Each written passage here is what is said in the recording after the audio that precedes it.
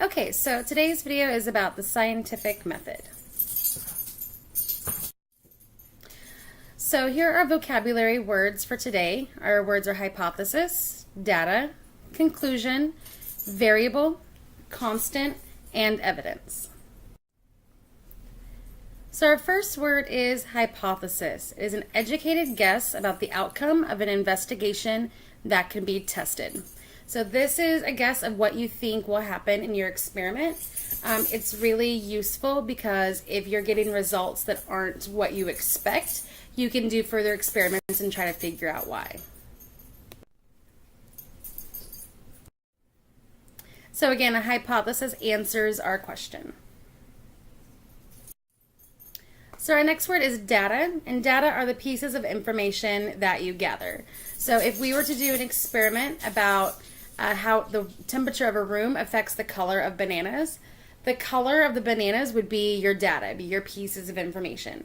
Your data can be words, so you can do observations and get your data, or your data can be numbers of measurements. So it can be words or numbers.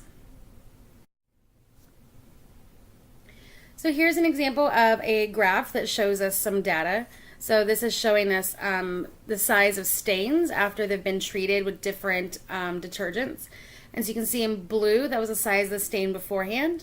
And then in red is the size of the stain afterwards. So the data that this is showing is the size of the stains before and after. So a conclusion is one of the last steps of the scientific method, and it's an explanation based on your observation or measurement. So this is what comes at the end of your investigation. You kind of say, yes, my hypothesis was right, or no, my hypothesis was not correct. Here are maybe some reasons why. Here's the evidence I got. Here's the proof of my hypothesis and whether it was right or not. We're going to write conclusions in a special way. It's called the CER method, and we'll talk about that in a couple of days. Okay, so you might make a conclusion of who left this fingerprint if you can find other people that have a similar pattern on their finger. All right, variable. A variable is a factor that can change in an experiment. So there are three types of variables that we're going to talk about. One is the independent variable. Sometimes the independent variable is called the manipulated variable. So if you see a word manipulated with an M, they're talking about the independent variable. So in our experiment about the effect of the temperature of a room on the color of bananas, the temperature of the room is the independent variable. And the way I remember this is that independent variable starts with an I, and I control it. So I have the power to change the independent variable. So I could set one room to 50 degrees, one room to 70 degrees, and one room to 90 degrees, and I am the one that has control of that. You should only have one independent variable in every experiment, just one. Because if we have two independent variables, say that we are testing the temperature of the room and the amount of sunlight in the room, then you don't know if the banana changed colors because of the temperature or because of the light in the room. It's impossible to tell what the actual cause was. The next type of variable is a dependent variable, dependent. And this variable depends. Dependent variable is also sometimes called the responding variable. So you may see that as well, responding. So dependent variables are the results of your experiment. So in our experiment, we're changing the temperature of the rooms and we're seeing what color the bananas turn. So our result of the experiment is the color of the bananas. And your dependent variable is always going to be your data. It's going to be either observations, so like we're going to observe the color, or it's going to be measurements. So maybe you're measuring the height of something, or you're calculating the speed of something.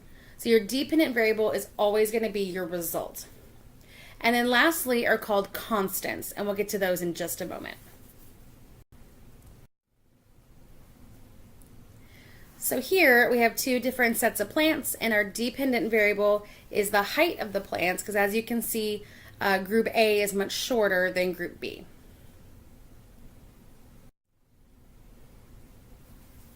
All right, the last type of variable is called a constant. You will also sometimes see this called controlled. So constant and controlled mean the same thing. So for each of these types of variables, there are two words you could see that mean the same thing. And constant just means not changing and it stays the same. So this is where we have all these other different things that could change, but we're going to keep them the same. So remember when I said you can only have one independent variable, and that's going to be the temperature of the room the bananas are in. We're going to keep the amount of sunlight the same. We're going to keep what type of bananas we have. So if we got organic bananas, and they all should be organic, we're going to keep the bananas themselves the same. So we're going to try to buy bananas from the same bunch so that we know the bananas are the same age. Okay. We're also going to check the time that we look at the color. We're going to keep that the same every day. So if you check it at 10 o'clock one day, you should check the color at 10 o'clock the next day. And the reason this is by keeping everything else constant, it makes sure that we only have one independent variable. So at the end of our experiment, we know for sure that the room temperature is what changed the color and not something else. Everything else needs to stay the same. Everything.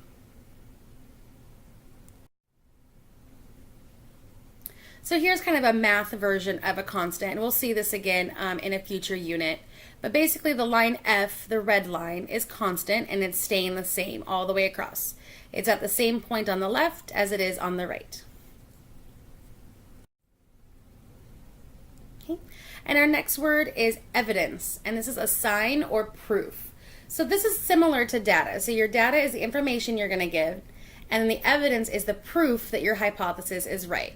So if my hypothesis was, if you increase the temperature of the room, then the bananas will go brown faster. If we measured it and we saw that in the hot room, the bananas went brown in 2 days, and in the cold room, the bananas went brown in 5 days, then that is evidence or proof that our hypothesis is correct. You could also have evidence that shows that your hypothesis is not correct, and that's okay too.